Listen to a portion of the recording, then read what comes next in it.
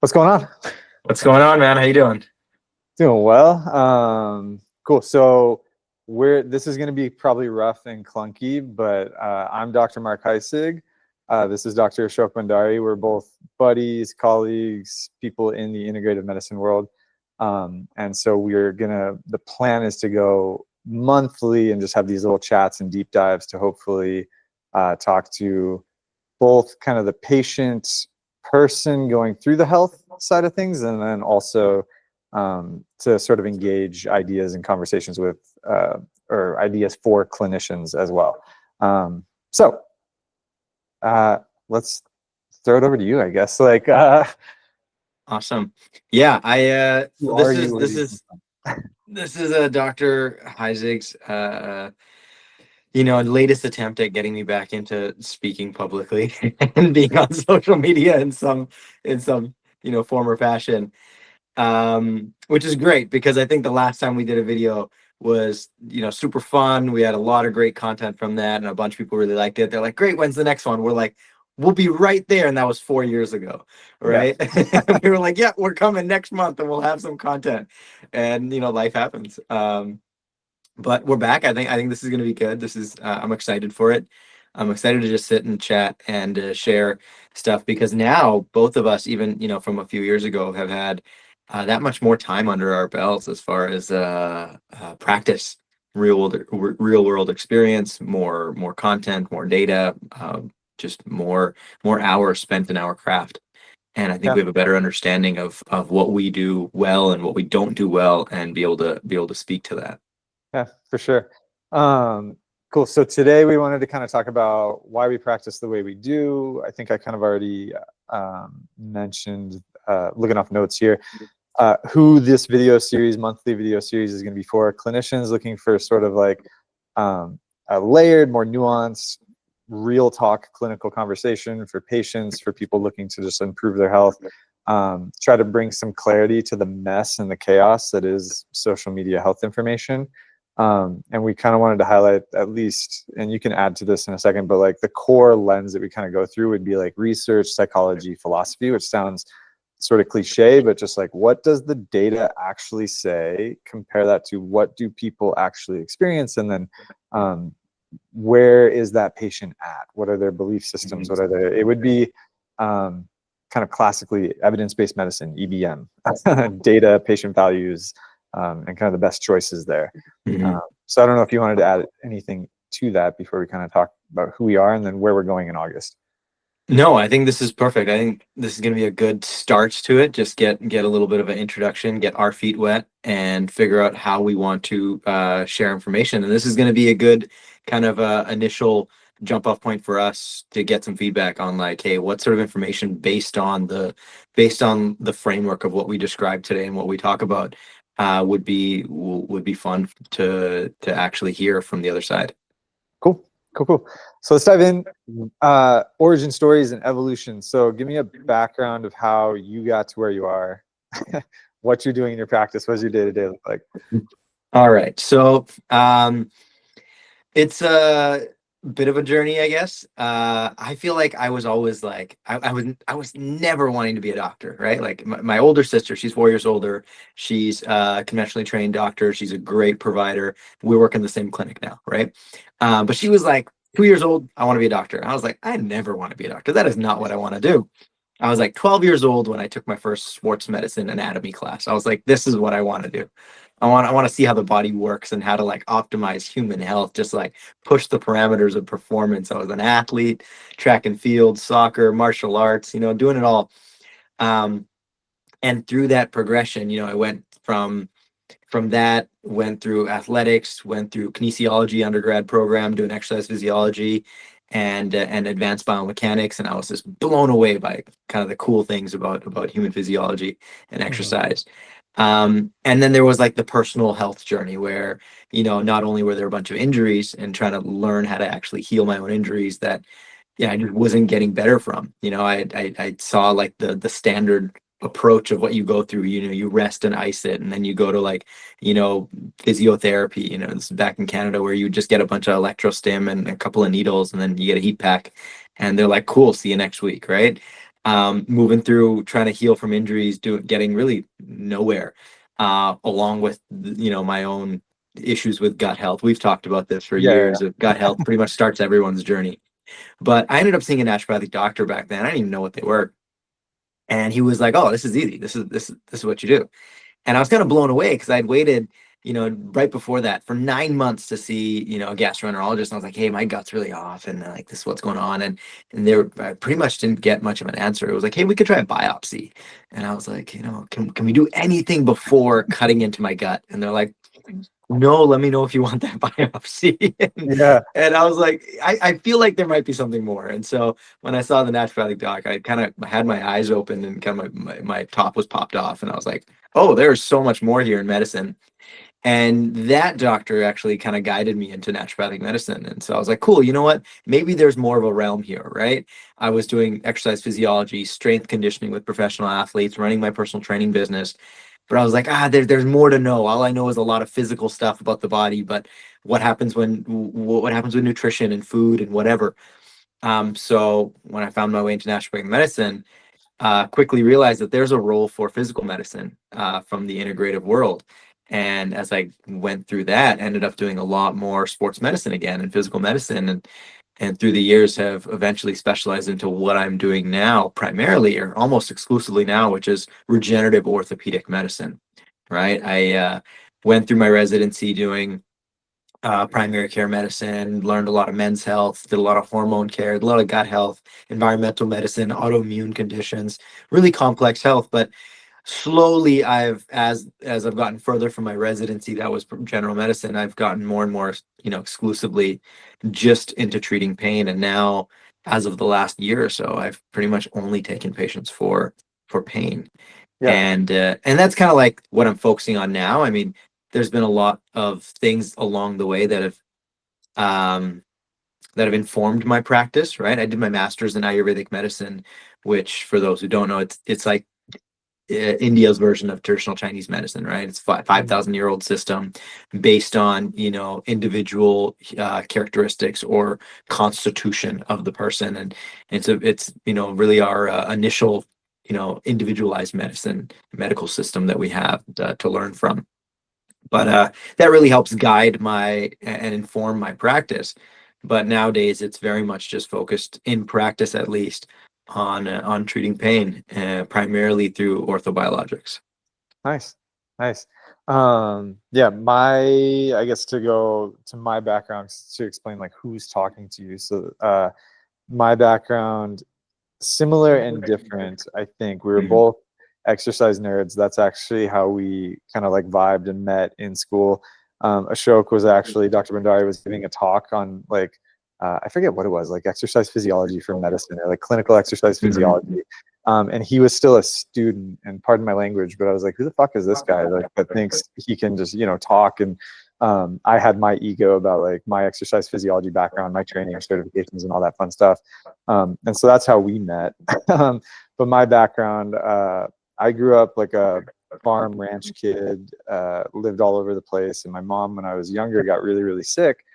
Um, Later found out it was severe heavy metal poisoning. Her elementary and middle schools were built on old landfills, and they used well water. I think I told you that, but their water fountains, their school lunches, their showers after PE class, like everything was in this like filthy well water. And so she got really sick in October of 2006. They gave her 4 weeks to live. Everyone, cardiology, immunology, like everyone had kind of given up on her. Hey, just get your affairs in order, figure out where you're going to put your kids. It was me and my younger brother. She went to an integrative clinic in Mexico, which I'm sure raises a bunch of flags and bells for people. Is like kind of crazy, but all of her providers in the U.S. and Mexico were like, "Hey, there's this provider in Scottsdale who could probably kind of coordinate and understand everything we've all been doing and kind of keep you going." And so she came back, she lived, she had like a 50-50 flip a coin shot. You might die in Mexico. She made it back, got to see this doctor. And I was like, who is this like superhero that like everyone, he can talk to everyone. He kind of understands what's going on. Like, who is this guy? And he was actually a naturopathic physician, Dr. Brian Popiel. from Bastyr. And so when I was 14, I was like, I'm going to Bastyr. Like, I'm going to be this kind of doctor. I had no idea of the stigma behind naturopathic medicine. I thought doctors were doctors, you know, like you're a PT, you're a chiro, you're an MD, like you're just a doctor. Like they're just different flavors to me. Like it didn't, it didn't mean anything. Probably naively and ignorantly, I just went full blown, like I'm going to be a naturopathic doctor. All through undergrad, like that was the goal, that was the mission. And then I got to naturopathic school and I was going to drop out. Like 1 year in, I was like, I don't like primary care. Like this is not a chance am I going to do it. Talked with friends, talked with family. I was going to drop out. And then out of nowhere in the summer after our first year, Dr. Anna Martin, when she was still a student, she didn't know me. I didn't know her. I don't know how she got my number. But she calls me and goes, hey, you're into exercise, right? Because my undergrad was biomedical sciences. It was exercise physiology. I had to switch because of an English class. But exercise science, personal training. And she goes, you're into, you know, like exercise sports medicine, come do this seminar. And so I met Dr. Edith, got connected to the Carrick Institute, and like on we go. And I become eventually just kind of the neuroconcussion guy. And so if you haven't found me on Substack and you found me on TikTok or Instagram or somewhere else, you probably know me as Concussion, post-concussion. And what I'm trying to show people here on Substack and remind people is that like my original tagline and like mission came from environmental medicine and cardiometabolic health. And that's what kind of got me into medicine. And so that's what I'm trying to bring back here is like healthy on purpose. All your health before a concussion dictates your recovery from a concussion. If you've had repeated concussions and you're worried about neurodegeneration, guess what? It's your cardiometabolic health and mental health and all that stuff that matters. And so that's kind of where I'm my kind of piece of this pie, what I'm bringing to the table will be. Perfect. Before we kind of wrap up or kind of like say where we're going to go in August, what's one thing you've had to unlearn in your, what is it, 7 years of practice now? Yeah, just about to finish the 7th year, going on to 8. You know, that's a good question. I think more so than just like one specific thing. I think one of the things that I've really had to step back from and try to not fall into the trap of is hearing one-offs and being like, oh, that could work. Anecdotal, medicine as much as we want to. And I feel like this is one of the pitfalls that I do see a lot of people in the integrative medicine space fall into is hearing anecdote and being like, that's going to work for everyone. Right. Yeah. And I've really had to learn how to hear something, whether it's good or bad, and say, okay, cool. That great. We're going to keep that over here, but not take that as like, that's the totality of what's likely going to happen. Right. I think, when you're going through school, when you're going through training and you hear these like, you might relate to this, but you hear these wonder stories sometimes from medicine. Like, I saw this patient and, they were on the doorstep of death, and they came to my office. Was one of those exactly. Right. Yeah. And it's like the doctor saw them and they're like, well, I did this and everything got better. And what we naturally want to do, especially when you're in medicine, is like, not only as just human nature to be like, oh, that's what worked. That's what it was. That's the secret. But as a doctor, as a provider, you want to say, okay, let me write that down. What was that therapy? What was the trick? What was the one piece that saved that person? It's like, that was just one case, one person, and it worked for that person because for that specific situation, for that specific presentation, right? Mm-hmm.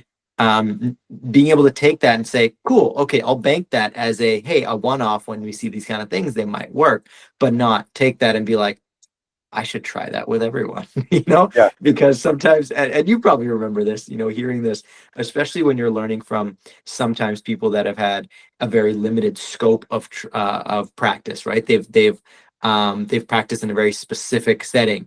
And so a lot of the people they see are very similar. They say, oh, this works for everyone. It's like, because everyone you saw was specifically coming to you for this one thing. Right? The sampling bias, yeah.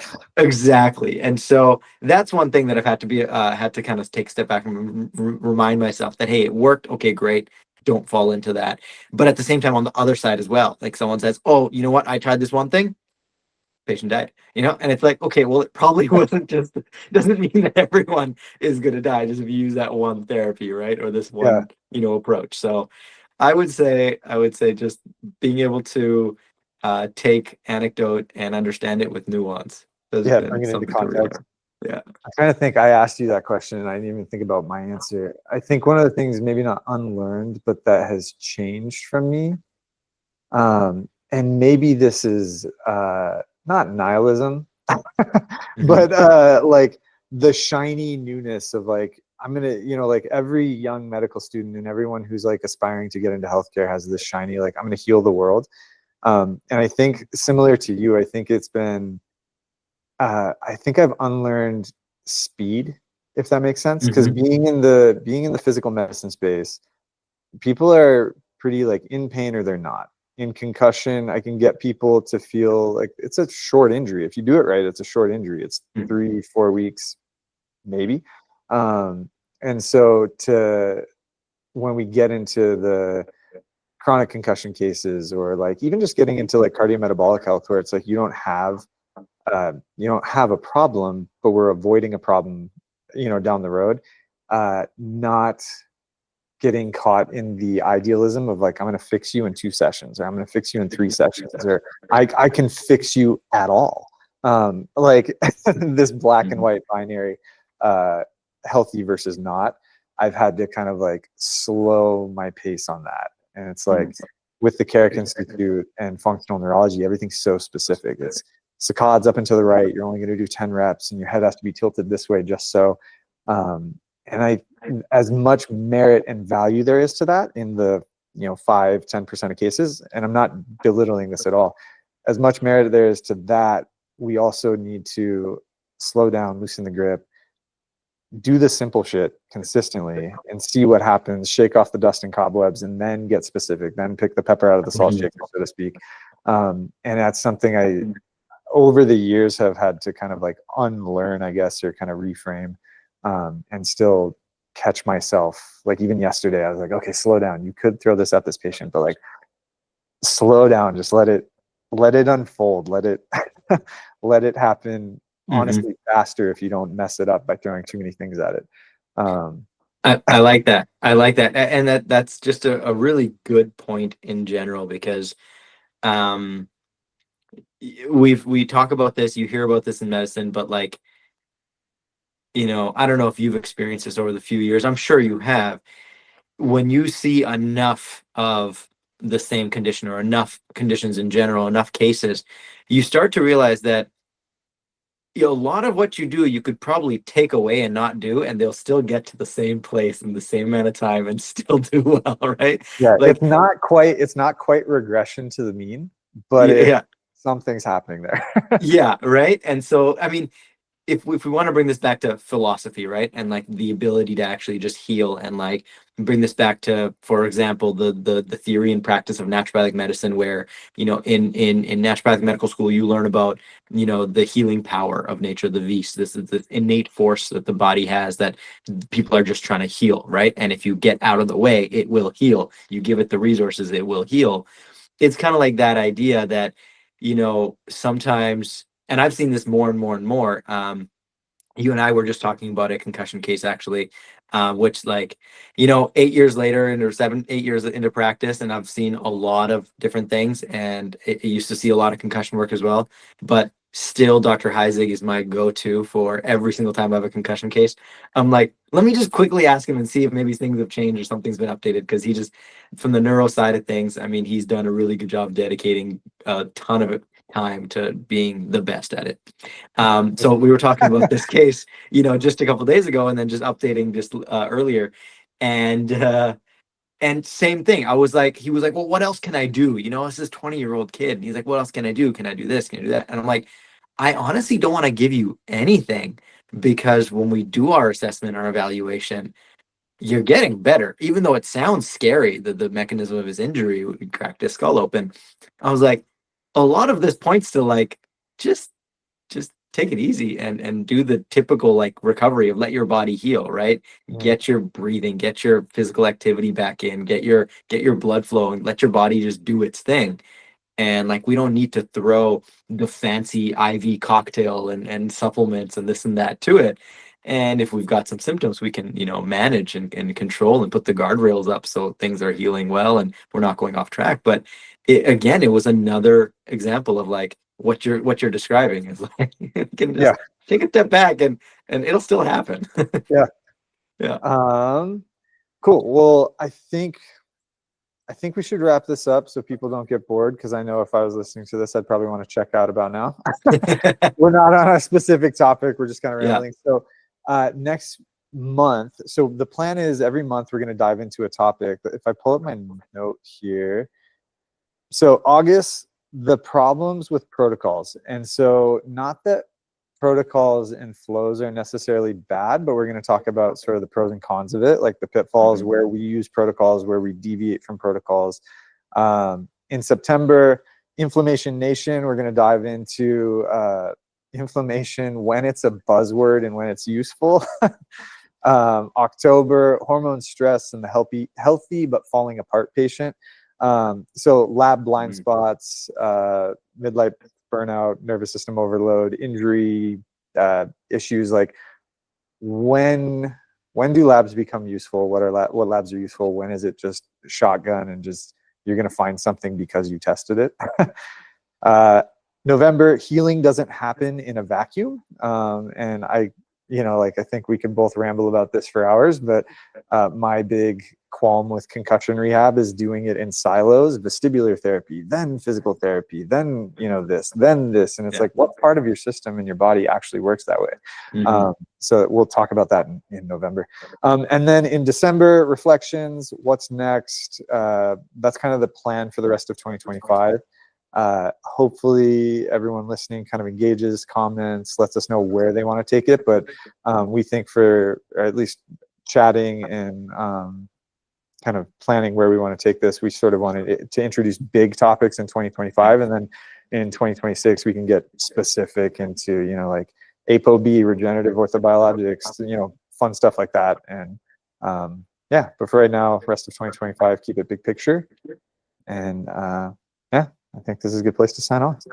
I like it. I'm excited, man. You're gonna keep me honest with actually staying on top of these, so this is good. Awesome.